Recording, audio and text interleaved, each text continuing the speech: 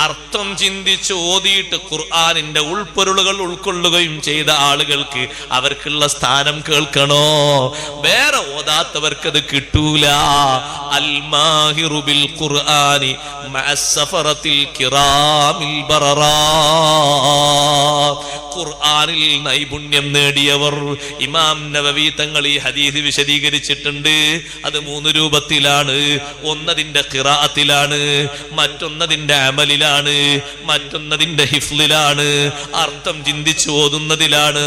അങ്ങനെ ഓതി ഗ്രഹിച്ച് അമല് ചെയ്ത് ഖുർആനുമായി ടച്ച് ചെയ്ത് വളരെയധികം സമർത്ഥരായി സമഗ്രരായി ജീവിക്കുന്നവരില്ലേ, അവര് മനുഷ്യരെ കൂടെയല്ല, മഅസ്സഫറത്തിൽ കിറാമിൽ ബററാ, അല്ലാഹ് മഹത്വം നൽകിയ മഹത്തുക്കളായ മലക്കുകളുടെ കൂടെയാണ്. സദാസമയത്തും കാവലിന് മലക്കുകളുണ്ട്. അവരാരെന്തെങ്കിലും പറഞ്ഞാൽ, അവരാരെന്തെങ്കിലും ചെയ്താൽ തിരിച്ചു ചെയ്യുന്നതും പറയുന്നതും അവരല്ല, പ്രൊട്ടക്ഷൻ കൊടുക്കുന്ന മലക്കുകളാണ്. വീട്ടിൽ വെച്ച് ഖുർആൻ ഓതേണ്ടേ, ഖുർആൻ ഓതിയിട്ട് മലക്കുകൾ വീട്ടിലേക്ക് വരണ്ടേ. ഉസൈദ് ബിൻ ഹുദൈർ റളിയല്ലാഹു അൻഹു വീട്ടിൽ ഖുർആൻ ഓതുമ്പോ സൂറത്തുൽ ബഖറയാണെന്ന് പറഞ്ഞിട്ടുണ്ട്, സൂറത്തുൽ കഹ്ഫ് ആണെന്നും റിപ്പോർട്ടുണ്ട്. മലക്കുകൾ ഇറങ്ങി വരുന്നത് വ്യത്യസ്ത ശൈലിയിൽ മഹാനവർകൾ കണ്ടല്ലോ. വീട്ടിൽ വെച്ച് ഖുർആൻ ഓതണ്ടാന്ന് ചിന്തിക്കുന്നവരുടെ വീടിന്റെ അവസ്ഥ നോക്ക് നിങ്ങൾ.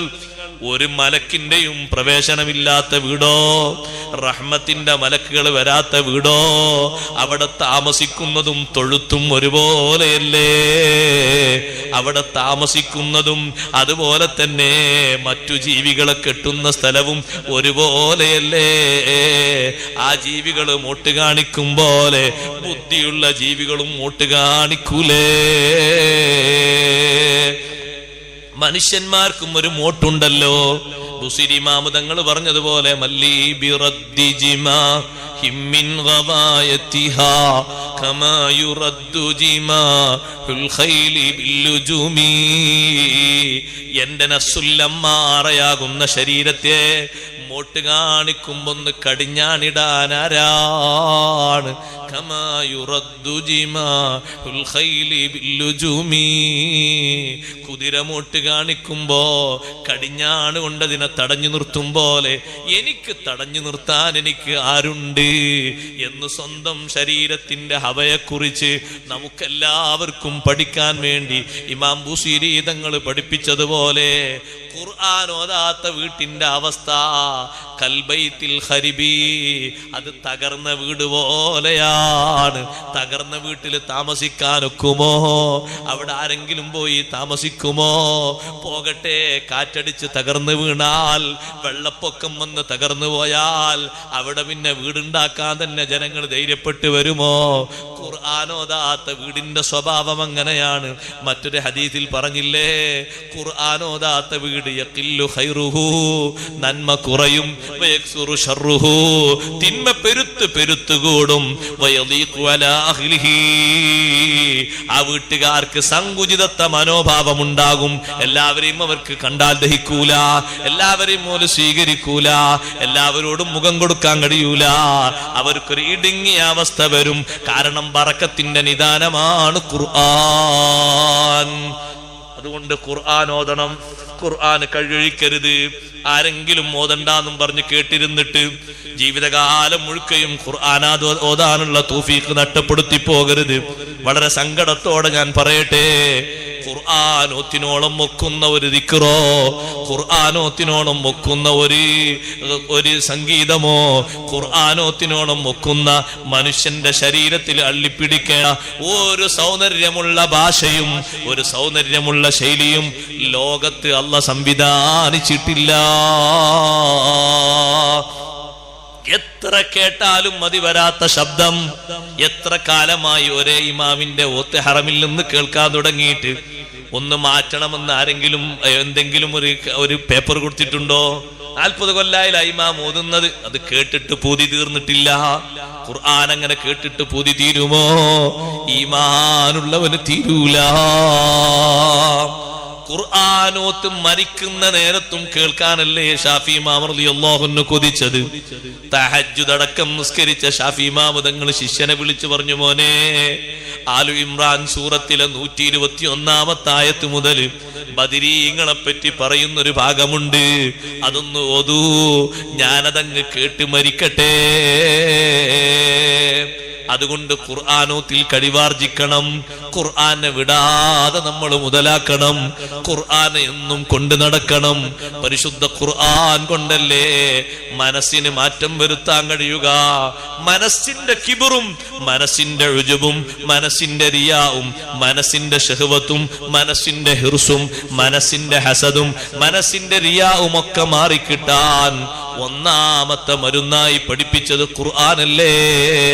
വദവാഉ ഖൽബിൻ ഖംസതുൻ ഫതിലാവതുൻ ബിതദബ്ബുരിൽ മഅനാ വലിൽ ബത്നിൽ ഖലാ. മനസ്സിന് ചികിത്സ വേണ്ടേ? നല്ല മനസ്സുണ്ടാകണ്ടേ? നല്ലത് ചിന്തിക്കുന്ന മനസ്സ് വേണ്ടേ? അതുകൊണ്ട് ഖുർആൻ ഓതണം, അർത്ഥം ചിന്തിച്ച് ഖുർആൻ ഓതണം. ഖുർആൻ ഓതിയിട്ട് മലക്കുകൾ ഇങ്ങനെ വരുന്ന ഒരു രൂപം ഉസൈദ് ബിൻ ഹുദൈർ റളിയല്ലാഹു അൻഹു കാണുന്നു. പക്ഷേ അത് മലക്കുകളാണെന്ന് തിരിയുന്നില്ല. മുന്നിൽ കിടക്കുന്ന തന്റെ മുന്നിലുള്ള കുതിര കയറ് പൊട്ടിച്ചു ഓടുകയാണ്. ഓടാൻ വേണ്ടി ശ്രമിക്കുമ്പോ തൊട്ടിപ്പുറത്ത് കിടക്കുന്ന മകൻ യഹ്യ കുതിരന്റെ ചവിട്ടുകൊണ്ട് മരിച്ചു പോകുമോ എന്ന് പേടിച്ചിട്ട് ഓത്ത് നിർത്തിപ്പോയി. 2 പ്രാവശ്യം ഇറങ്ങി, അല്ലെങ്കിൽ 3 പ്രാവശ്യം ഇറങ്ങി, കുതിരയെ ഭദ്രമായി കെട്ടിയിട്ടു. വീണ്ടും കുതിര ഓതാൻ തുടങ്ങുകയാണ്, ഓടിപ്പോകാൻ തുടങ്ങുകയാണ്. പുറത്തിറങ്ങി നോക്കുമ്പോ അംസാലുൽ മസാബി, വിളക്കിന്റെ രൂപങ്ങൾ ഇങ്ങനെ കാണുന്നു. നേരം വെളുത്ത് സുബഹിക്ക് പോയിട്ട് ഹബീബ് റസൂലുള്ളാഹി സ്വല്ലല്ലാഹു അലൈഹി വസല്ലം പറഞ്ഞു, തങ്ങളെ, ഇന്നലെ ഞാൻ രാത്രി ഖുർആൻ ഓതിയിട്ട് ഒരു വലിയ സംഭവം ഉണ്ടായി. ഞാൻ ഖുർആൻ ഓതുമ്പോ എന്റെ കുതിര കയറ് പൊട്ടിച്ച് ഓടുകയാണ്. ഞാൻ 2-3 പ്രാവശ്യം അതിനെ കെട്ടി ഭദ്രമാക്കി. കാരണം അത് പൊട്ടിച്ച് ഓടുന്ന സ്ഥലത്താണ് എന്റെ മകൻ കിടക്കുന്നത്. അന്നത്ര സൗകര്യമല്ലേ ഉള്ളൂ. മകൻ യഹ്യന്റെ ശരീരത്തിൽ കുതിര ചവിട്ടിയ നല്ല ആരോഗ്യമുള്ള ജീവിയല്ലേ കുതിര. മകൻ മരിച്ചു പോകുന്നു, പേടിച്ചു. അപ്പോ ചോദിച്ചു, എന്താണ് എന്നറിയോ? നിങ്ങൾക്കറിയോ എന്താണ് കണ്ട രൂപം? തിൽക്കൽ മലായിക. ഹബീബ് സല്ലല്ലാഹു അലൈഹി വസല്ലം പറയുന്നത് മലക്കുകളാണ്. ഉസൈദേ, ധനത്തില് സൗത്തിക്കാ, നിങ്ങളെ ശബ്ദം കേട്ട് തായോട്ട് ഇറങ്ങി വന്നതാണ്. വലൗ ഖറഅത ലഅസ്ബഹന്നാ വലൗ ഖറഅത ലഅസ്ബഹത യൻദുറു الناس ഇലൈഹാ ലാ തതവറാ അൻഹും. നേരം വെളുക്കും വരെ നിങ്ങൾ ഓതിയിരുന്നെങ്കിൽ ജനങ്ങൾക്കൊക്കെ അത് കാണാമായിരുന്നു. ഒരു അർ-റഹ്മാൻ സൂറത്ത് ഒരു ദിവസം ഓതിയാൽ, രാത്രിയാണ് ഓതിയതെങ്കിൽ 50,000 മലക്കുകളല്ലേ സുബ്ഹി വരെ ഇസ്തിഗ്ഫാർ ചൊല്ലുന്നത്. സൂറത്തുൽ ഹശ്റിനും ഉണ്ടല്ലോ ഇതേ മഹത്വം. ഈ മഹത്വങ്ങളൊക്കെ വിട്ടിട്ട് എവിടേക്കാണ് ഒരു മുസ്ലിമായ ആണ് പെണ്ണ് പോകുന്നത്? ഇതിനേക്കാളും മഹത്വം പഠിപ്പിക്കാൻ പറ്റുന്ന ഒരു ഹോജരാജാവും ഇല്ല. ഏറ്റവും കൂടുതൽ ഇത് പഠിപ്പിച്ചത് ഏറ്റവും വലിയ ശൈഖായ മുഹമ്മദുർ റസൂലുള്ളാഹി സ്വല്ലല്ലാഹു അലൈഹി വസല്ലം തങ്ങളാണ്. എന്റെ മുസ്ലിം സഹോദരന്മാരോട് ഞാൻ പറയട്ടെ, അതുകൊണ്ട് വഴിപിഴച്ചു പോകുന്ന ഏതെങ്കിലും സിദ്ധാന്തങ്ങളിൽ പെട്ടിട്ട് നമ്മൾ നമ്മുടെ ശരീരത്തിന്റെ, നമ്മുടെ മനസ്സിന്റെ സൗന്ദര്യമാകുന്ന ഖുർആനിനെ വിട്ടുകൂടാ. കാരണം ഇത് റബ്ബുൽ ആലമീന്റെ കിതാബാണ്. ലോകരക്ഷിതാവിൽ നിന്ന് അള്ളാഹു നമുക്കിറക്കിയ കിതാബാണ്. ഈ കിതാബ് ഓതിയിട്ട് ഇത് കേട്ടിട്ട് നമ്മൾ നന്നാകണം. അതിനല്ലേ അള്ളാഹു ഈ ഖുർആൻ ഇറക്കിയത്. തൻസീലുൽ കിതാബി ലാ റൈബ ഫീഹി മിർ റബ്ബിൽ ആലമീൻ. ഇമാം റാസി റളിയല്ലാഹു അൻഹു പറഞ്ഞു, റബ്ബുൽ ആലമീനായ ഒരുത്തന്റെ കിതാബ്, ഫീഹി അജായിബുൽ ആലമീൻ, അതിൽ ലോകർക്കുള്ള മുഴുവൻ വിസ്മയങ്ങളുമുണ്ട്. ഞാൻ വെറുതെ നേരത്തെ ശാസ്ത്രങ്ങൾ എണ്ണിയതല്ല. റാസി ഇമാം തങ്ങൾ പറയുന്നു, ലി അന്ന കിതാബ മൻ യകൂനു റബ്ബൽ ആലമീൻ, ലോകത്തെ പരിപാലിക്കുന്ന സൃഷ്ടാവായ റബ്ബിന്റെ കിതാബാകുമ്പോ ആ കിതാബിൽ ലോകർക്കുള്ള എല്ലാ അത്ഭുതങ്ങളുമുണ്ട്. അത്ഭുതങ്ങളുടെ അറിവുകൾ ഖുർആനിലുണ്ട്. അതുകൊണ്ട് അതുകൊണ്ട് ആ അത്ഭുതങ്ങൾ മനുഷ്യന്റെ ശരീരത്തെ ക്ഷണിച്ചു വരുത്തുന്നത് ഖുർആൻ നന്നായി ശ്രദ്ധിക്കാനും പഠിക്കാനും അതേ പഠനത്തിന് വിധേയമാക്കാനുമാണ്. ഒരു സംശയവും വേണ്ട, റബ്ബുൽ ആലമീനായ അല്ലാഹുവിന്റെ കിതാബ് അത് ഖത്മു തീർത്ത് പെരുത്ത് ഖത്മു തീർത്ത് ആ ഖത്മിന്റെ ദുആയിൽ പങ്കെടുത്ത് മക്കളെ നന്നാക്കിയവരല്ലേ മഹത്തുക്കൾ. നിങ്ങൾ നോക്കി, ബഹുമാനപ്പെട്ട അനസ് ബിൻ മാലിക് റളിയല്ലാഹു അൻഹു സ്വഹാബിമാരെ കൂട്ടത്തിൽ അത്ര കുട്ടികളുള്ള ഒരു സ്വഹാബിയെ നമുക്ക് കാണാൻ പറ്റൂല. കാരണം 120 മക്കള് സ്വന്തം മുതുകിൽ നിന്ന് തന്നെ അല്ലാഹു തആല നൽകിയിട്ടുണ്ടല്ലോ. ആ അനസ് ബിൻ മാലിക് റളിയല്ലാഹു അൻഹു സ്വഭാവമുണ്ട്. എന്തായിരുന്നു മഹാനവറുകളുടെ സ്വഭാവം? ഖുർആനിന്റെ ഖത്മ് തീർക്കുന്ന സമയം വന്നാൽ അതേ ഖത്ം ദുആക്ക് വേണ്ടി മക്കളെ കൂട്ടി പോകുന്ന സ്വഭാവം അനസ് ബിൻ മാലിക് റളിയല്ലാഹു അൻഹു ഉണ്ടായിരുന്നു.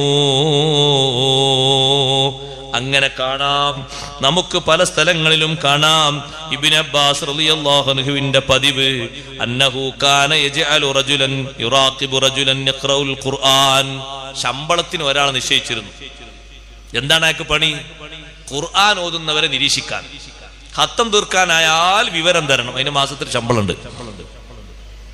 അവര് ഖുർആനായിട്ടുള്ള ബന്ധം പറഞ്ഞത് ഇതൊക്കെ വിട്ടിട്ടുണ്ടോ നമ്മൾ ജയിക്കാൻ പോകുന്നത്? അന്നഹു കാന യജ്അലു റജുലൻ യുറാഖിബു റജുലൻ യഖറഉൽ ഖുർആൻ. ഖുർആൻ ഓതുന്ന ആളെ നിരീക്ഷിക്കാൻ ഒരാളെ ശമ്പളം കൊടുത്ത് ഏൽപ്പിച്ചിരുന്നു. ഫൈദാ അറാദ യഖ്തിമ, ഖത്തം തീർക്കാൻ ഉദ്ദേശിച്ചാൽ അഅലമ ഇബ്നു അബ്ബാസിൻ, ഇബ്നു അബ്ബാസ് തങ്ങളെ വന്ന് അറിയിക്കും ഇദാ ഖത്തം തീരാനായിട്ടുണ്ട്. ഫയശ്ഹദു ദാലിക, ഖത്മിന് സംബന്ധിക്കും.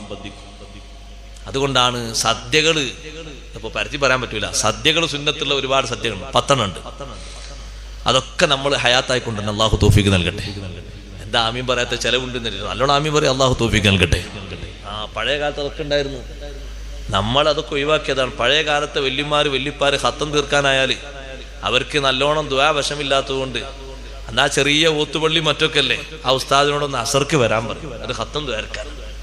അപ്പൊ ഉസ്താദ് വന്ന് അസർക്ക് ഖത്തം തീർക്കുന്ന ശൈലി എങ്ങനെയാന്ന്? അലംതറ മുതൽ താഴോട്ട് അങ്ങനെ ഓതും. അപ്പുറത്തുനിന്ന് കുടുംബക്കാരൊക്കെ ഉള്ളുന്ന് ഓതും. ഉമ്മാമ ഉണ്ടാവും ഖത്തം തീർക്കാൻ. ഉമ്മാം ഇപ്പുറത്തുനിന്ന് ആ ഉസ്താദ് ഈ ഖത്തമിന്റെ ദുആയിരിക്കും. അതുകൊണ്ട് ആ വീട്ടിൽ ഒരൊറ്റ രോഗമില്ല, ഒരസുഖമില്ല. 100-ലധികം വയസ്സായാലും നല്ല ആഫിയത്താണ്. ഒരു ഇബാദത്തിനും മടക്കല്ല, ഒന്നിനും കുറവില്ല. ഖുർആനിന്റെ ബർക്കത്ത്. അവിടെ ചെറിയ എണ്ണക്കടിയും ഒരു ചായയൊക്കെ ഉണ്ടാക്കിയിട്ട് ഒരു സൽക്കാരം. ഒരു വലീമത്തതിന് സുന്നത്തുണ്ട്. എത്ര പ്രാധാന്യമുള്ള വിഷയമാണ്. കുട്ടികളെ മാർക്കല്യാണം കഴിക്കുമ്പോ വലീമത്ത് സുന്നത്തില്ലേ? ഉണ്ട്. ഹഖീഖയുടെ സമയത്ത് വലീമത്ത് സുന്നത്തില്ലേ? ഉണ്ട്. അതുപോലെ തന്നെ യാത്രയുടെ സമയത്ത് വലീമത്ത് സുന്നത്തുണ്ട്. ഖുർആൻ ഹിഫ്ളാക്കി തീരുന്ന അന്ന് ഒരു വലീമത്ത് സുന്നത്തുണ്ട്. ഖുർആൻ ഖത്മ് തീരുന്ന അന്നും വലീമത്ത് സുന്നത്തുണ്ട്. ഇനിയിപ്പോ ആരും ഖത്തം തീർക്കൂലല്ലേ? എല്ലാരും ഖത്തം തീർത്ത് നല്ല വലീമത്ത് കൊടുക്കണം. നല്ല സദ്യ, വലീമത്ത് പറഞ്ഞാൽ മനസ്സിലായില്ലേ? നല്ല ഫുഡ് ഉണ്ടാക്കി കൊടുക്കണം. എന്നിട്ട് ദ്വാരന്ന് സംഘടിപ്പിച്ച് ആൾക്കാർക്ക് ഭക്ഷണം കൊടുത്താൽ എന്തിനാ ഭക്ഷണം കൊടുത്ത്? അള്ളാന്റെ ഖുർആൻ ഒരു ഖത്മ് തീർക്കാൻ അള്ളാഹ് എനിക്ക് തൗഫീഖ് നൽകിയല്ലോ. ഈ ഒരു സന്തോഷം, അത് വലിയ സന്തോഷമല്ലേ, ചെറുതല്ലല്ലോ. കാരണം ഖുർആൻ ഒരു പ്രാവശ്യം ഖത്മ് തീർക്കാൻ ഒരു മനുഷ്യന് കഴിയാന്ന് പറഞ്ഞാൽ എത്ര വലിയ ഭാഗ്യാണ്. നിങ്ങൾ നോക്കി, ഇബ്നു അബ്ബാസ് റളിയല്ലാഹു അൻഹു ശമ്പളം കൊടുത്ത് നിശ്ചയിക്കുന്നത് ഏതെങ്കിലും ഒരാൾ എവിടുന്നെങ്കിലും സ്വതക്ക കൊടുക്കാനുള്ള പൈസയിട്ട് വരുന്നുണ്ടോ നോക്കാനല്ല. അതിനല്ല ഒരാൾ നിശ്ചയിക്കുന്നത്. ആരെങ്കിലും സ്വതക്ക ചെയ്യാനുള്ള മുതലായിട്ട് ഹറമിൽ വരുന്നുണ്ടോ നോക്കണം, മദീനത്തെ ഹറമിൽ. അങ്ങനെ വന്നാൽ വേഗം അറിയിക്കണം, നാ മുന്നേ പോയി വാങ്ങാനോ എന്ന് എഴുതിയിട്ടല്ല. ഖുർആൻ ഖത്മ് തീർക്കാൻ ഓരോരുത്തർക്കും എത്ര ഡേറ്റ് ഉണ്ട്? ഓരോരുത്തരും വിവിധ രൂപത്തിലല്ലേ. 3 ജുസ് ഓതുന്നവരുണ്ടാകും, 2 ജുസ് ഓതുന്നവരുണ്ടാവും, 4 ഓതുന്നവരുണ്ടാവും. എല്ലാവർക്കും ഒരേ കണക്കാവില്ലല്ലോ. അപ്പൊ ഖത്തം തീരാനായാൽ ഈ നിശ്ചയിച്ച ആൾ പോയിട്ട് പറയും തീരാനായി. അപ്പൊ അവിടെ പങ്കെടുക്കും. അവിടെ തീരുമ്പോൾ അത് അവിടെയും തീരാനായി, അവിടെ പങ്കെടുക്കും. അങ്ങനെ എത്ര ഖത്മിലാ പങ്കെടുക്കുക? ഖത്തം ദുആന്റെ ദുആ അത് ഇജാബത്ത് ഉറപ്പാണ്. ഇതിൽ തർക്കല്ല. ഖത്തം ദുആന്റെ ദുആക്ക് വലിയ ഇജാബത്തുണ്ട്. അനസ് ബിൻ മാലിക് റളിയല്ലാഹു അൻഹുവിന്റെ പരിപാടി നോക്ക് നിങ്ങൾ. കാന അനസ് ബിൻ മാലിക് റളിയല്ലാഹു അൻഹു ഇദാ ഖതമൽ ഖുർആൻ, ഖുർആൻ ഖത്മ് തീർക്കാണെങ്കിൽ ജമഅ അഹ്ലഹു, കുടുംബത്തെ ഒക്കെ ഒരുമിച്ച് കൂട്ടും. എന്നിട്ട് വദഅ, പ്രാർത്ഥന നടത്തും. അങ്ങനെ ഖത്മിന് വേണ്ടി ക്ഷണിച്ചു വരുത്തുന്ന ഏർപ്പാടുണ്ടോ? ഉണ്ട്. അതുകൊണ്ടല്ലേ ബഹുമാനപ്പെട്ട ഹകം ഇബ്നു ഉതൈബ റളിയല്ലാഹു അൻഹു പറയുന്നത്, താബിഈയായ മഹാനാണ്, അർസല ഇലയ്യ മുജാഹിദുൻ, എന്റെ അടുത്തേക്ക് മുജാഹിദ് റളിയല്ലാഹു അൻഹു ആളെ വിട്ടു. അബ്ദത്ത് ബിൻ അബീ ലുബാബ റളിയല്ലാഹു അൻഹു വിട്ടിട്ട് ഒരാളെ വിട്ടിട്ട് അവര് പറഞ്ഞേക്കാണ്, നിങ്ങളൊന്ന് വരണം, ഖത്തം ദുആർക്കാനാണ്.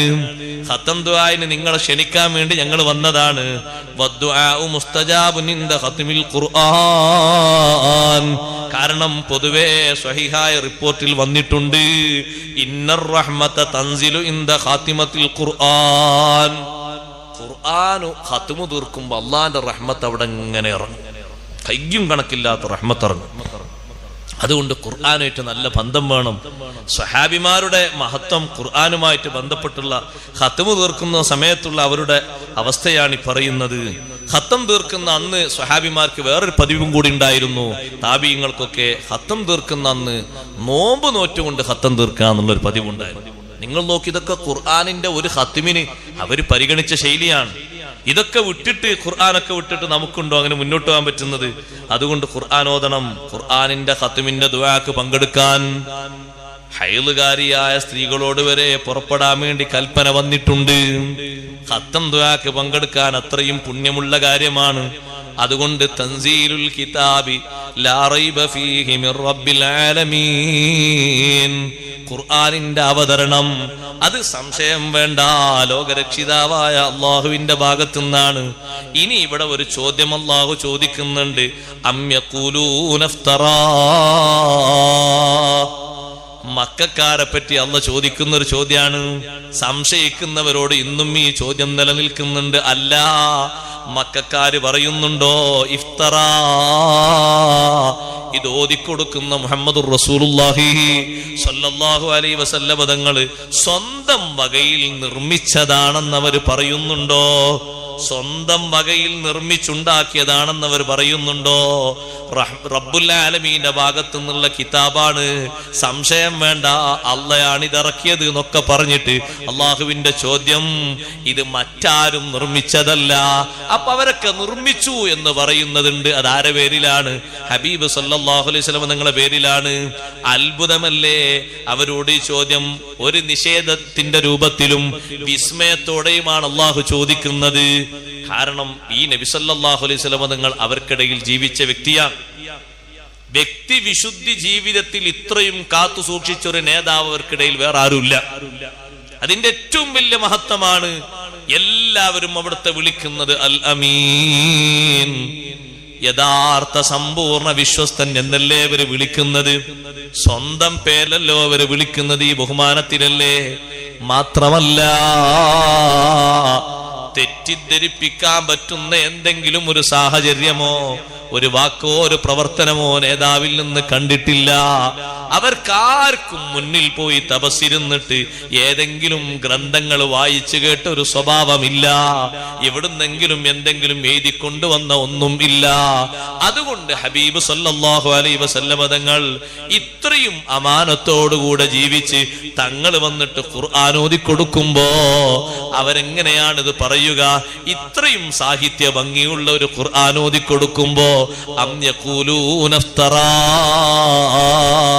അവര് പറയുന്നുണ്ടോ? ആ പറയുന്നത് അത്ഭുതം തന്നെയാണ്. ഇത് മുഹമ്മദ് നബി സല്ലല്ലാഹു അലൈഹി വസല്ലം തങ്ങൾ നിർമ്മിച്ചുണ്ടാക്കിയതാണെന്ന് അവർ പറയുന്നുണ്ടോ? അല്ല കേട്ടോ, ഇത് അള്ളാഹുവിന്റെ കിതാബാണ്. അള്ളാഹുവല്ലേ ഇത് ഇറക്കിയത്. ഇത് ഇറക്കിയത് അള്ളാഹുവല്ലേ. ഇറക്കിക്കൊണ്ടുവന്നത് അള്ളാഹുവിലേക്കും ജിബ്രീൽ അലൈഹിസ്സലാമിലേക്കും രണ്ടും ചേർത്തി പറഞ്ഞിട്ടുണ്ട് വിശുദ്ധ ഖുർആനിൽ. ഒരു സംശയവും ഈ വിഷയത്തിൽ വേണ്ട എന്ന് അല്ലാഹു തആല പഠിപ്പിച്ച ശേഷം, കാരണം സംശയിക്കേണ്ട ഒരു വകുപ്പും ഇവിടെയില്ല. ഉറപ്പില്ലാത്തതിനെ പറ്റിയല്ലേ ഈ പറയുന്നത്. ഉറപ്പില്ലാത്തതിനെ പറ്റി ശക്ക് എന്ന് പറയും.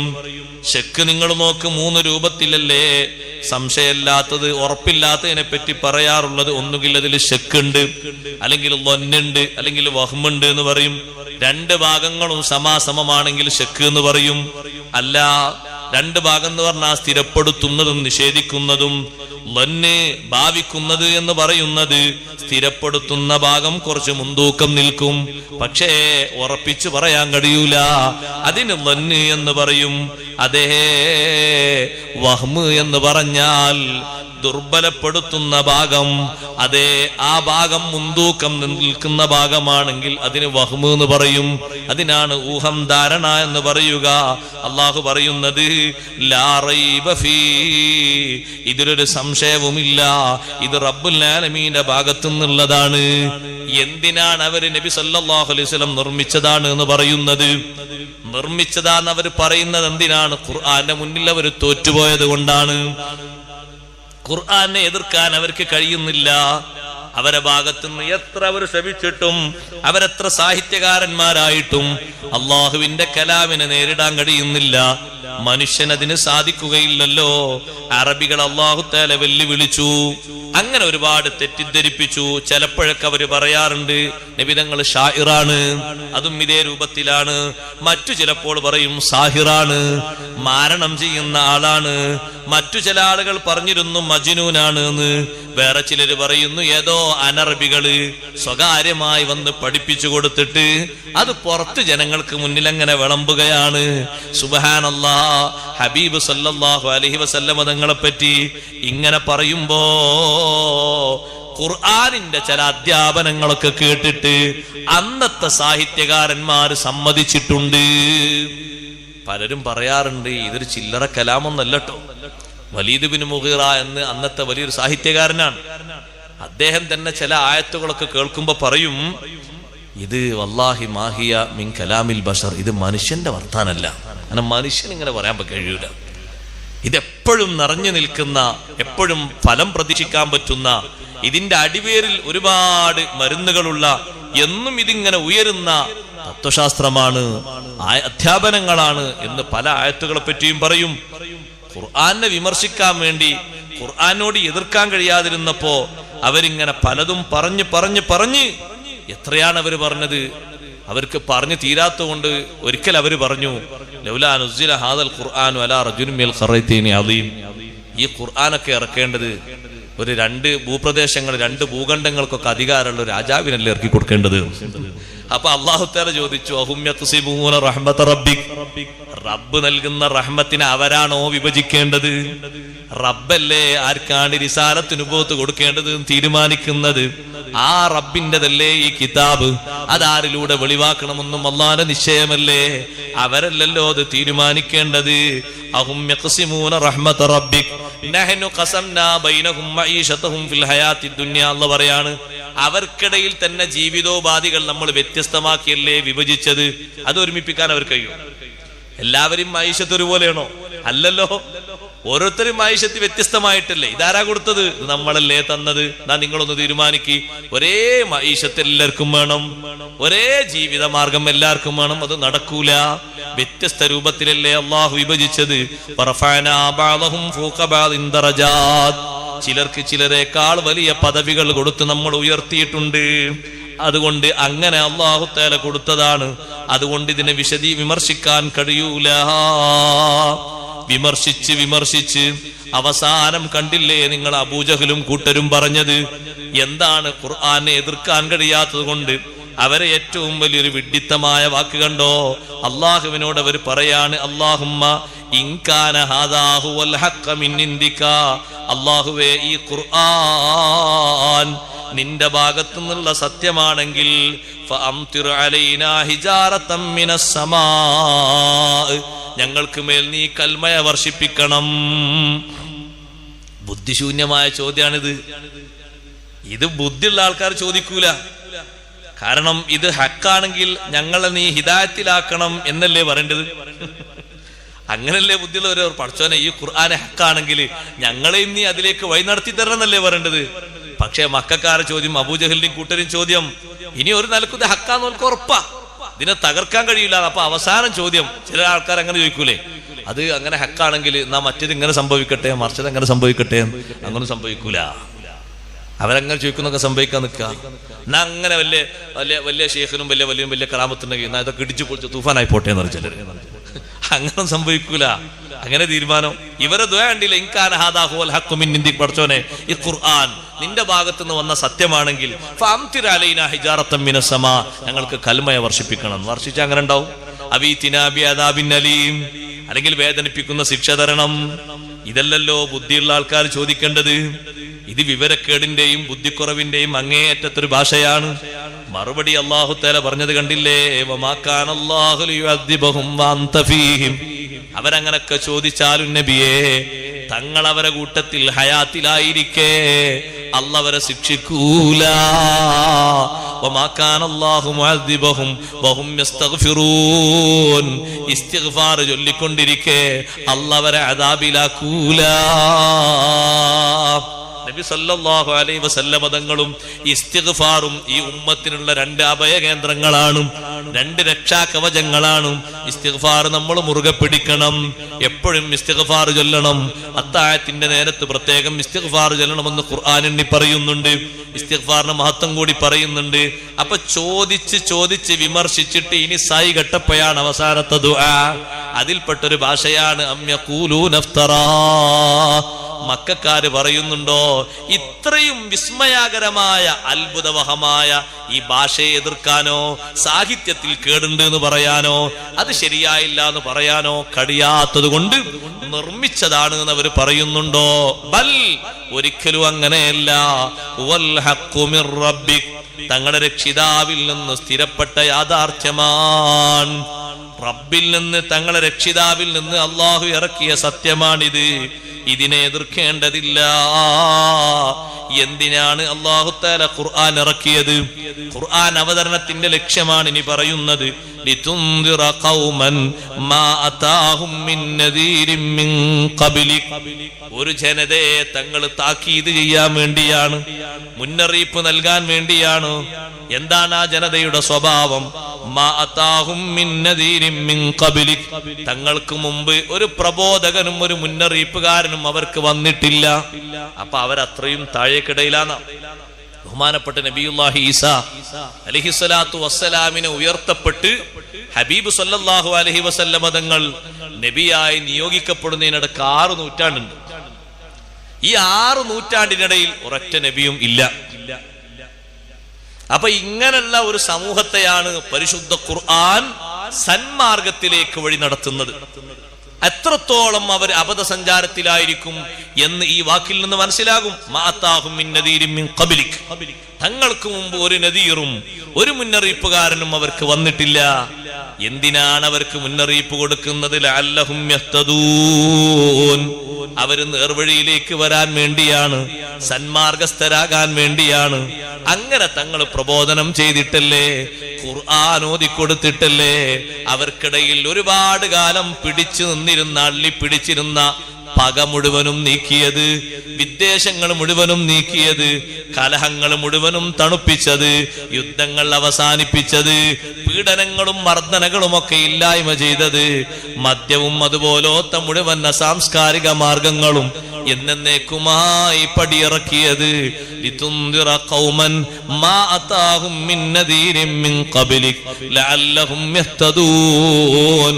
മുമ്പൊരു മുന്നറിയിപ്പുകാരനും വന്നിട്ടില്ലാത്ത ഒരു വിഭാഗത്തെ അല്ലാഹു തആല ഖുർആൻ കൊണ്ട് മുന്നറിയിപ്പ് നൽകിയെങ്കിൽ, അവർ നന്നാകാൻ വേണ്ടി അല്ലാഹു തആല അത് കൊടുത്തെങ്കിൽ, മുഅ്മിനീങ്ങളെ ഒരു കാര്യം കൂടി കൂട്ടത്തിൽ നമ്മൾ മനസ്സിലാക്കണം. നമ്മൾ നന്നാകാനും ഈ ഖുർആൻ തന്നെയാണ് അല്ലാഹു ഇറക്കിയിരിക്കുന്നത്. ഇനി മറ്റൊരു ഖുർആൻ വരാനില്ല. ഈ ഖുർആൻ പഠിച്ചിട്ട് ഇത് ഓതിയിട്ട് നമ്മൾ നന്നാകേണ്ടതുണ്ട്. ഇതിന്റെ സ്വഭാവങ്ങൾ മനസ്സിലാക്കിയിട്ട് നമ്മൾ നന്നാകേണ്ടതുണ്ട്. ഉമ്മമാരെ, ഖുർആനിന്റെ ആശയങ്ങൾ ഉൾക്കൊണ്ട് എത്രയാണ് മഹദിമാര് ഖുർആൻ ഒരായത്ത് തന്നെ ഓതിയത്. കേട്ടില്ലേ നിങ്ങൾ? അസ്മാ ബിൻത് അബീ ബക്കർ സിദ്ദീഖ് റളിയല്ലാഹു അൻഹുവിന്റെ മകളായ അസ്മാ ബീവി, ആ ബീവിക്ക് ഒരുപാട് മഹത്വങ്ങളുണ്ട്. 100 വയസ്സ് ജീവിച്ച മഹദിയാണ്. 100ാമത്തെ വയസ്സിലും ഒറ്റ പല്ല് പോലും കൊഴിഞ്ഞു പോയിട്ടില്ല. സൗന്ദര്യം അശേഷം കുറഞ്ഞിട്ടില്ല. ഇസ്ലാമിൽ ഈ ഒരു മഹദിക്കൊരു ഏറ്റവും അറിയപ്പെട്ട ഒരു പേരുണ്ട്,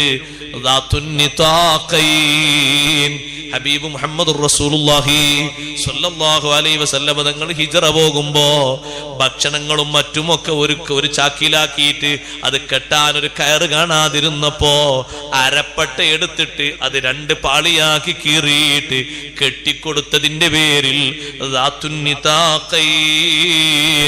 2 അരപ്പട്ടയുടെ സഹോദരി എന്നൊരു പേര് വന്നിട്ടുണ്ട്. അതൊരു സംഭാവനയാണ്. ആസ്മാ ബീവി റളിയല്ലാഹു അൻഹ വലിയ ധൈര്യമുള്ള മഹദിയായിരുന്നു. മകൻ അബ്ദുല്ലാഹ് ഇബ്നു സുബൈർ റളിയല്ലാഹു അൻഹുവിനെ ഹജ്ജാജ് ഇബ്നു യൂസുഫ് കഴുമരത്തിൽ കയറ്റിയിട്ടും അസ്മാ ബീവി ചൂളിപ്പോയിട്ടില്ല.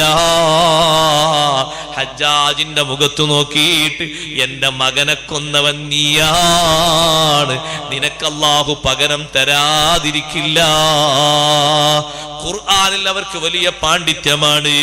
ഒരു ദിവസം അതാ അസ്മാ ബീവിയുടെ വീട്ടുമുറ്റത്തുകൂടെ അബ്ബാദ് ബിൻ ഹംസ റളിയല്ലാഹു അൻഹു പറയാണ്, ഞാൻ അങ്ങനെ പോകുമ്പോ മഹദി ഖുർആൻ ഓതുന്നുണ്ട്.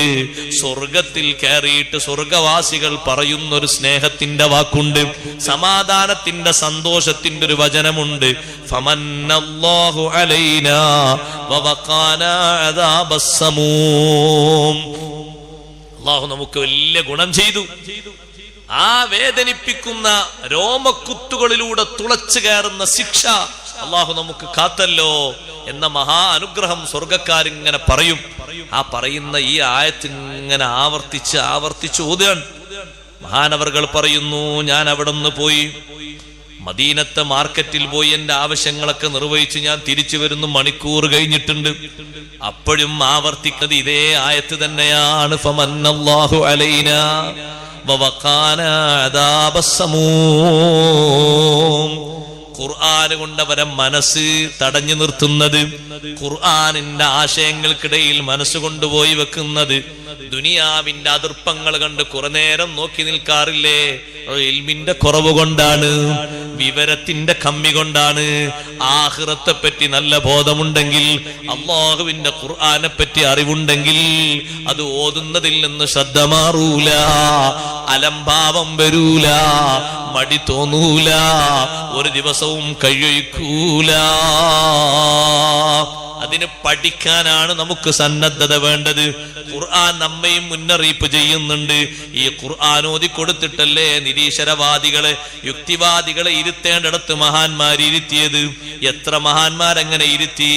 ഒരുപാട് മഹാന്മാര് ഖുർആൻ ഓതി കൊടുത്ത് വാദങ്ങൾ ഗണ്ണിച്ചത് കൊണ്ട് എത്ര രക്ഷയാണ് ലോകത്ത് കിട്ടിയത്. അതും ഒരു മുന്നറിയിപ്പാണ്.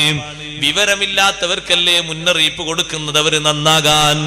മദ്യപാനം കുമിഞ്ഞുകൂടി വന്നിരുന്ന ലോകത്ത് ഖുർആനല്ലേ അത് പൂർണ്ണമായും നിർത്തിക്കാണിച്ചു കൊടുത്തത്. തീരെ ഇല്ലാത്ത രൂപത്തിൽ, എവിടെയും കാണാത്ത രൂപത്തിൽ, അസ്തമിച്ച് ജനങ്ങളോടതിന് വെറുപ്പ് വരുന്ന രൂപത്തിൽ ഘട്ടം ഘട്ടമായി ഇല്ലായ്മ ചെയ്തത് വിശുദ്ധ ഖുർആൻ ഓതിക്കൊടുത്തുകൊണ്ട് ഹബീബ് റസൂലുള്ളാഹി സ്വല്ലല്ലാഹു അലൈഹി വസല്ലമ തങ്ങൾ നിർവഹിച്ച ഏറ്റവും വലിയ ദൗത്യമാണ്. ഒരുപാട് ഖുർആൻ ഓതിയ മഹാനാണ് ഇമാമുൽ ആലം അബൂ ഹനീഫ റളിയല്ലാഹു തആല അൻഹു. ഒരായത്ത് തന്നെ ഒരു രാത്രി മുഴുവനും ഓതി. ഒരൊറ്റ ആയത്ത് മാത്രല്ല, അങ്ങനെ വിവിധ ആയത്തുകളുണ്ട്. ബലിസ്സാഅതു മൗഇദുഹും ഫസാഅതു അദ്ഹാ വഅമർ. വല്ലാതെ ചിന്തിക്കേണ്ട ഒരു ആയത്താണ് സൂറത്തുൽ ഖമറിൽ ആയത്ത്. ബലിസ്സാഅതു മൗഇദുഹും. ഇന്നിങ്ങനൊക്കെ നടക്കട്ടെ, ഖിയാമത്ത് നാളാണ് അവരുടെ വാഗ്ദത്ത സ്ഥലം. ബലിസ്സാഅതു മൗഇദുഹും. ഖിയാമത്ത് നാളാണ് അവരുടെ വാഗ്ദത്ത സമയം. ഫസ്സാഅതു അദ്ഹാ വഅമർ. ഖിയാമത്ത് നാൾ അദ്ഹാ കൂടുതൽ പരിഭ്രമമേറിയതാണ്, വഅമർ കൂടുതൽ കൈപ്പേറിയതുമാണ്. ഈ ആയത്ത് ഇങ്ങനെ ഓതിയിട്ട് നേരം വെളുത്തുപോയി. എത്ര രാവിലെ എത്ര രാത്രികളിലാണ് സുബ്ഹി നിസ്കാരത്തിന്റെ ടൈമിൽ അവസാനിപ്പിച്ചത്. കരഞ്ഞ് കരഞ്ഞ് അള്ളാഹുവിനോടുള്ള ഭക്തി മൂലം മഹാനവർകൾ എത്രയാണ് കണ്ണീരൊഴുക്കിയത്. ആ മഹാനുഭാവൻ ഖുർആനിന്റെ അർത്ഥതലങ്ങളെ കൊണ്ട് ഉഗ്രവാദികൾ, നിരീശ്വരവാദികളെ നേരിട്ടിട്ടുണ്ട്. ഇരുത്തേണ്ടിടത്തവരെ ഇരുത്തിയിട്ടുണ്ട്, ഇൽമ് പകർത്തി കൊടുത്തിട്ടുണ്ട്. കാരണം അതിനും ഖുർആനാണ്, ഖുർആനല്ലേ ഇൽമ്. ലിതുൻദിറ ഖൗമൻ മാ അതാഹു മിൻ നദീരി മിൻ ഖബലിക്. മുമ്പൊരു മുന്നറിയിപ്പുകാരനും വരാത്ത ഒരു ജനതക്ക് മുന്നറിയിപ്പ് നൽകി നന്നാക്കാനല്ലേ ഖുർആൻ. നന്നാകാത്തവരൊക്കെ നന്നാക്കാനുള്ള വഴിയാണ് ഖുർആൻ. ഏറ്റവും നല്ല വഴിയാണ് ഖുർആൻ. അബൂ ഹനീഫ തങ്ങളെടുത്ത് ജഹ്മു ബിൻ സഫ്വാൻ എന്ന് പറയുന്ന ജഹ്മിയ എന്ന പിഴച്ച ഒരു പാർട്ടി ഉണ്ടായിരുന്നു പഴയ കാലത്ത്. വിവിധ വികലവാദങ്ങളുണ്ട്. അവരുടെ നേതാവാണ് ഇയാൾ. അദ്ദേഹം വന്നു അബൂ ഹനീഫ റളിയല്ലാഹു അൻഹു വന്നിട്ട് പറഞ്ഞു, നിങ്ങളോട് കുറെ കാര്യം സംസാരിക്കാനാണ് ഞാൻ വന്നത്, ഒക്കെ എഴുതി തയ്യാറാക്കിയ വന്നു. അബൂ ഹനീഫ റളിയല്ലാഹു അൻഹു പറഞ്ഞു, നിന്നോട് കൂടെ സംസാരിക്കുന്നത് ഒരു വഷളത്തരം തന്നെയാണ്. എന്താണ് നിന്നോടുകൂടെ സംസാരിക്കുന്നത്? വഷളത്തരമാണ്. നിന്റെ വാദഗതിയിലൊക്കെ ആഴത്തിലേക്ക് ഇറമ്പ് പ്രവേശിക്കാന്ന് പറഞ്ഞാൽ നരകത്തിൽ പോകാനുള്ള വഴിയാണെന്ന് പറഞ്ഞു. അപ്പ ജഹ്മു പറഞ്ഞു, അല്ല, എന്റെ മേലിൽ ഞാനൊന്നും പറയാത്തത്, എന്നിൽ നിന്ന് നിങ്ങൾ അറിയാത്തത് നിങ്ങൾ എങ്ങനെ വിധിക്കല്? നിങ്ങൾ എന്റെ സംസാരം കേട്ടിട്ടില്ലല്ലോ, കേൾക്കാൻ പോകുന്നില്ലുള്ളൂ. അബൂ ഹനീഫ തങ്ങൾ പറഞ്ഞു, നിന്നെപ്പറ്റി എനിക്ക് ഒരുപാട് വാർത്തകൾ കിട്ടിയിട്ടുണ്ട്. അതൊരു മുസ്ലിമായ മനുഷ്യനിൽ നിന്നുണ്ടാകുന്ന വാദല്ല. ഖിബിലക്കാര് എന്ന് പറഞ്ഞാൽ മുസ്ലിങ്ങളെ പറ്റി, ആ ഖിബിലക്ക് നിസ്കരിക്കുന്നവര്, അവരിൽ നിന്നൊരു കുട്ടിയിൽ നിന്നും ഉണ്ടാകാത്ത വാദഗതികളാണ് നിന്നിൽ നിന്ന് കിട്ടിയത്. അപ്പൊ ജഹ്മു ബിൻ സഫ്വാൻ ചോദിച്ചു, അതല്ല, നിങ്ങൾ അതഹ്കുമു അലയ്യ ബിൽ ഗൈബി, അദൃശ്യമായത് കൊണ്ട് എന്റെ മേല് നിങ്ങൾ വിധിക്കുകയാണോ? അബൂ ഹനീഫ തങ്ങൾ പറഞ്ഞു, നിന്റെ ഈ വാദം പ്രചാരം നേടിയിട്ടുണ്ട്. അദൃശ്യജ്ഞാനൊന്നുമല്ല, ലോകത്തെല്ലാവർക്കും പരസ്യമായിട്ടറിയാം. പൊതുജനങ്ങളും പ്രത്യേകക്കാരും ഒക്കെ അറിഞ്ഞിട്ടുണ്ട്. വേണമെങ്കിൽ മുത്തവാത്തിറായ എണ്ണം കൊണ്ട് സ്ഥിരപ്പെടുത്താൻ പറ്റും. മുത്തവാത്തിറായ എണ്ണം എന്ന് പറഞ്ഞാൽ അത്രയും എണ്ണം ആളുകൾ ഒരുമിച്ച് കൂടിയാൽ ഒരു വാർത്ത പറഞ്ഞാൽ അത് കളവാണെന്ന് ജനം പറയില്ല. അത്രയും അധികം ആളുകൾക്ക് നിന്റെ വിവരം അറിയും. അപ്പൊ ജഹ്മു ചോദിച്ചു, ഞാൻ നിങ്ങളോട് ഈമാനെ പറ്റി ഒരു വിഷയം ചോദിക്കാനാ വന്നത്. അപ്പൊ അബൂ ഹനീഫ തങ്ങൾ പറഞ്ഞു, ഇത്രയും ടൈമായിട്ട് ഈമാനെ നിനക്ക് തിരിച്ചറിഞ്ഞിട്ടില്ലേ? നിനക്ക് ഈമാനെ പറ്റി ഒന്നും തിരിഞ്ഞിട്ടില്ലേ? അങ്ങനെയുണ്ട് ചില ആൾക്കാർ. ഉസ്താദ്മാരൊന്നും പറഞ്ഞു തരാത്ത ചില ഈമാൻ കാര്യം പറഞ്ഞു തരാന്നറിയും. അള്ളാഹു കാത്തിരക്ഷിക്കട്ടെ. ഒരാരും പറയാത്ത കുറച്ച് സിറുൽ അസ്റാർ പറഞ്ഞു തരാന്നറിയും. എന്നിട്ട് ആരെങ്കിലും പറ്റിക്കും. ജഹ്മു പറയാണ്, അതേ, ഈമാനെ പറ്റി മനസ്സിലായിട്ടുണ്ട്, പക്ഷെ എനിക്ക് ചില സംശയങ്ങളൊക്കെ ഉണ്ട്. അപ്പൊ അബൂ ഹനീഫ തങ്ങൾ പറഞ്ഞു, ഈമാനിൽ സംശയിക്കാന്ന് പറഞ്ഞാൽ കുഫ്റാണ്. ഈമാനിൽ സംശയിക്കൽ കുഫ്റാണ്. അങ്ങനൊക്കെ വിശ്വസിച്ചാൽ മതി, അങ്ങനൊക്കെ നിസ്കരിച്ചാൽ മതി എന്നറിയില്ലേ? ഏറ്റവും വലിയ കേടതാ. നിസ്കാരൊക്കെ എപ്പോഴെങ്കിലൊക്കെ നിങ്ങൾക്ക് പാകണ്ടാകുമ്പോൾ നിസ്കരിച്ചാൽ മതി. അത് ഒരു നിലക്ക് നിസ്കാരത്തിന്റെ വുജൂബിനെ നിഷേധിക്കലാണ്. രിദ്ദത്തിന്റെ സബബുകളിൽ നോക്ക് നിങ്ങൾ. ഫതുഹുൽ മുഈനിലും തുഹ്ഫയിലും എല്ലാ കിതാബുകളിലും എണ്ണി പറഞ്ഞതാണ്. ദീനിൽ അനിഷേധ്യമായി അറിയപ്പെട്ട ഏതെങ്കിലും ഒരു വിഷയം നിഷേധിക്കും, മുർത്തദ്ദായി പോകും. അള്ളാഹു കാത്തിരക്ഷിക്കട്ടെ. നോമ്പൊന്നും നോറ്റോണമെന്നില്ല, നിസ്കാരം ഒന്നും നിസ്കരിച്ചോണമെന്നില്ല. അതൊക്കെ അള്ളാഹു തആലക്ക് അറിയില്ലേ? അപ്പൊ അള്ളാഹു തആല നമ്മളെ എളാപ്പം മുത്താപ്പേറ്റെന്നാ കരുതുന്നത്. അങ്ങനെ ഒരു കണക്ക് ലാഘവത്തോട് അള്ളാഹിനെ കണക്കാക്കിയിട്ട് ഖുർആൻ എന്നൊക്കെ പറഞ്ഞാൽ അതൊക്കെ ഒരു പത്രത്തിന്റെ അപ്പുറപ്പുറമായി കണക്കാക്കിയിട്ടുള്ള ഒരു ധാരണയാണ്. അള്ളാഹു കാത്തിരക്ഷിക്കട്ടെ. അങ്ങനല്ല നമ്മൾ മനസ്സിലാക്കേണ്ടത്. നിങ്ങൾ നോക്ക്, ജഹ്മു ബിൻ സഫ്വാൻ പറയാണ്, ഈമാന് സംശയിക്കൽ കുഫ്റാ, പക്ഷെ എനിക്ക് ഒരു വിഷയമുണ്ട്, അത് ചോദിക്കാനാണ് ഞാൻ വന്നത്. എന്നാ ചോദിച്ചോന്നാണ്, നിനക്ക് തോന്നി നീ ചോദിച്ചോന്നാ. അബൂ ഹനീഫ തങ്ങൾ പറഞ്ഞു.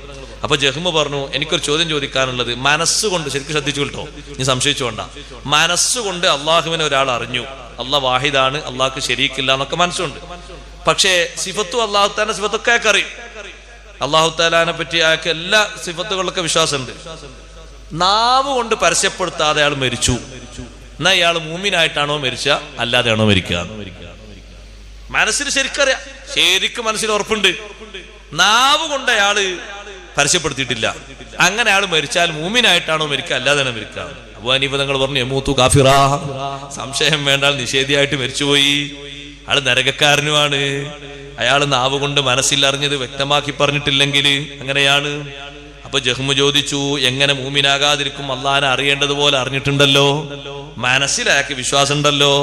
അബൂ ഹനീഫ തങ്ങൾ പറഞ്ഞു, ഒരു കാര്യം ഞാൻ നിന്നോട് ചോദിക്കട്ടെ, ഖുർആൻ നീ തെളിവായി അംഗീകരിക്കുമെങ്കിൽ ഖുർആൻ കൊണ്ട് ഞാൻ നിന്നെ നിർത്തിത്തരാം. ഖുർആൻ തെളിവായി അംഗീകരിക്കൂലെങ്കിൽ ബുദ്ധി കൊണ്ട് ഞാൻ നിന്നെ നിർത്തിത്തരാം. ഏതാ വേണ്ടത് പറയൂ? അബൂ ഹനീഫ തങ്ങളെ ഇൽമാണ്. അല്ലാഹു നമുക്ക് ബർക്കത്ത് തരട്ടെ. ഇത്ര വലിയ മഹാനാണ്, ഇൽമിന്റെ ഭണ്ഡാരം ബഹറല്ലേ. നിനക്ക് ഖുർആൻ തെളിവായിട്ട് നീ അംഗീകരിക്കുന്നെങ്കിൽ ഖുർആൻ കൊണ്ട് നിന്നെ നിർത്തിത്തരാം, ശരിക്ക് തെളിവ് പറഞ്ഞുതരാം. അല്ല, ഖുർആൻ തെളിവല്ലേ, എന്നാ പിന്നെ നിനക്ക് ബുദ്ധി ആയിരിക്കും പുറത്തുണ്ടാകുക, ബുദ്ധി കൊണ്ട് നിർത്തിത്തരാം. ഏതാ വേണ്ടത്? അപ്പൊ ജഹ്മു പറഞ്ഞു, ഖുർആനെ ഞാൻ തെളിവായി സ്വീകരിക്കും. ഖുർആൻ ഓതിയാൽ തെളിവായി സ്വീകരിക്കോ? എന്നാ അല്ലാഹു തആല ഈമാനെ പരിഗണിച്ചത് രണ്ട് അവയവങ്ങളെ കൊണ്ടാണ്, ബിൽ ഖൽബി വൽ ലിസാൻ. ഖൽബും ലിസാനും രണ്ടും ചേർത്തിട്ടാണ് ഈമാൻ പരിഗണിച്ചത്. ഒന്നുകൊണ്ട് മാത്രം അല്ല മതിയാക്കിയിട്ടില്ല. കിതാബും ഹദീസും ഒക്കെ അത് പഠിപ്പിക്കുന്നുണ്ട്, തെളിവോതി കൊടുക്കുകയാണ്. വഇദാ സമിഉ മാ ഉൻസില ഇലർ റസൂലി തറാ അയുനഹും തഫീദു മിനദ്ദംഇ മിമ്മാ അറഫൂ മിനൽ ഹഖ്. നബിതങ്ങൾ ഖുർആൻ ഇറക്കപ്പെട്ടത് ഓതിക്കൊടുത്താൽ കണ്ണിൽ നിന്ന് കണ്ണീരിങ്ങനെ ഒലിപ്പിച്ചുകൊണ്ട് സത്യം മനസ്സിലായതിന്റെ പേരിലാണ് യഖൂലൂന, മനസ്സിലങ്ങ് ഉറപ്പിച്ചിട്ട് അവർ പറയും റബ്ബനാ ആമന്നാ ഫക്തുബ്നാ മഅശ്ശാഹിദീൻ, ഞങ്ങൾ വിശ്വസിച്ചു അല്ലാ, ഷാഹിദീങ്ങളിൽ ഞങ്ങളെയും നീ ചേർക്കണേ അല്ലാ എന്ന് ഖുർആൻ കേൾക്കുമ്പോ കേൾക്കുന്ന ആൾക്കാർ പറയാറുണ്ട്. എന്നിട്ട് അള്ളാഹുവിന് സവാബ് പറഞ്ഞപ്പോ ഇങ്ങനെ അവര് വിശ്വാസം ഏറ്റു പറഞ്ഞതിന് ഫഅസാബഹുമുല്ലാഹു ബിമാ ഖാലൂ, അവര് പറഞ്ഞത് കൊണ്ട് അല്ലാഹു അവർക്ക് സവാബ് നൽകി. മനസ്സിൽ അറിഞ്ഞുകൊണ്ട് എന്നല്ല, നാവ് കൊണ്ട് പറഞ്ഞത് കാരണം, മനസ്സിൽ ഉറപ്പിച്ച് നാവ് കൊണ്ട് പറഞ്ഞത് കാരണം ജന്നാത്തിൻ തജ്രി മിൻ തഹ്തിഹൽ അൻഹാറു ഖാലിദീന ഫീഹാ, കാലകാലം താമസിക്കാൻ യോഗ്യമുള്ള അവസരമുള്ള താഴ്ഭാഗത്തുകൂടെ ഹാറുകൾ ഒഴുകുന്ന തോട്ടങ്ങൾ അല്ലാഹു അവർക്ക് സവാബ് നൽകി. ഇത് മാത്രല്ല, വിശ്വസിക്കാൻ പറഞ്ഞിടത്തും ഖൂലു ആമന്നാ ബില്ലാ, ഖുർആനിൽ കണ്ടില്ല, നിങ്ങൾ ആമന്നാ ബില്ലാ എന്ന് പറയണം. വമാ ഉൻസില ഇലൈനാ വമാ ഉൻസില ഇലാ ഇബ്രാഹിമ വഇസ്മാഈല വഇസ്ഹാഖ വയാഖൂബൽ അസ്ബാത്ത് വമാ ഉതിയ മൂസാ വഈസാ വമാ ഉതിയ നബിയ്യൂന മിൻ റബ്ബിഹിം. മുൻഗാമികളായ നബിമാർക്കൊക്കെ ഇറക്കപ്പെട്ടതുകൊണ്ടും ഞങ്ങളെ നബിക്ക് ഇറക്കപ്പെട്ടതുകൊണ്ടൊക്കെ ഞങ്ങൾ വിശ്വസിച്ചു നിങ്ങൾ പറയണം. മനസ്സിൽ ഉറപ്പിച്ചാ പോരാ, അപ്പൊ രണ്ടും വേണം. ഇനി ഹദീസും വേണമെങ്കിൽ പിടിച്ചോ. അല്ലാഹു തആല ഹദീസിലും ഇങ്ങനെ തന്നെയാണ്, ഖൂലൂ ലാ ഇലാഹ ഇല്ലല്ലാഹ് തുഫ്ലിഹൂ, ലാ ഇലാഹ ഇല്ലല്ലാഹ് പറയണേ എന്നാ നിങ്ങൾക്ക് വിജയിക്കാം. ലാ ഇലാഹ ഇല്ലല്ലാഹ് ഉൾക്കൊള്ളണമെന്നല്ല, മനസ്സിലാക്കണമെന്നല്ല, പറയണം. യഖ്റുജു മിനന്നാരി മൻ ഖാല ലാ ഇലാഹ ഇല്ലല്ലാഹ്, ലാ ഇലാഹ ഇല്ലല്ലാഹ് പറഞ്ഞ് വിശ്വസിച്ചവരൊക്കെ നരകത്തിൽ നിന്ന് സ്വർഗത്തിലേക്ക് പുറപ്പെടും. അബൂ ഹനീഫ തങ്ങൾ പറഞ്ഞു ലാ ഇലാഹ ഇല്ലല്ലാഹ് അറിഞ്ഞവരൊക്കെ നരകത്തിൽ നിന്ന് ഇങ്ങോട്ട് പുറപ്പെടൂല. ലാ ഇലാഹ ഇല്ലല്ലാഹ് അറിഞ്ഞ് പ്രഖ്യാപിച്ചവർ, പ്രഖ്യാപിക്കാൻ നാവിന് തടസ്സമൊന്നുമില്ലേ, അങ്ങനെ പ്രഖ്യാപിച്ചോ, നാ ഒലക്ക നരകത്തിൽ നിന്ന് സ്വർഗത്തേക്ക് പുറപ്പെടും. അതുകൊണ്ട് ജഹ്മേ, നീ ഒരു കാര്യം മനസ്സിലാക്കണം. അല്ലാഹു തആല ഇങ്ങനെ ഒരു മനസ്സിലുള്ള വിശ്വാസം മാത്രമാണ് അല്ലാഹു തആല ഇതിനെ തെളിവാക്കിയെങ്കിൽ ഇബ്ലീസൊക്കെ ആ കൂട്ടത്തിലല്ലേ? ഇബ്ലീസ് അല്ലാഹനെ എതിർത്തണോ? അബൂ ഹനീഫ തങ്ങൾ വെച്ച് ഇബ്ലീസ് ഇപ്പൊ അല്ലാഹനെ എതിർത്തിട്ടൊന്നുമില്ലല്ലോ.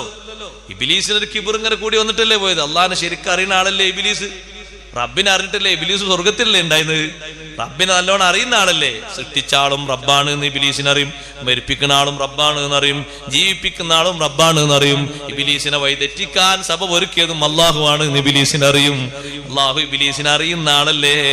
ഇബ്ലീസ് പറഞ്ഞിട്ടുണ്ടല്ലോ അതിനെപ്പറ്റി, ഖലഖതനി മിൻ നാരിൻ വഖലഖതഹു മിൻ തീൻ, എന്നെ സൃഷ്ടിച്ചത് നീയാണ്, നീ എന്നെ സൃഷ്ടിച്ചത് മിന്നാരിൻ തീനാലാണ്, വഖലഖതഹു മിൻ തീൻ റബ്ബി അൻളിനി ഇലാ യൗമി യുബ്അസൂൻ, പുനരുദ്ധാരണ ദിവസം അങ്ങനെ ഒന്നുണ്ട് എന്ന് ഇബ്ലീസിന് വിശ്വാസം ഉണ്ടല്ലോ, അതുവരെ എനിക്ക് നീ ജീവിതം തരണം. ഇതൊക്കെ ഇബ്ലീസിന് അറിയില്ലേ?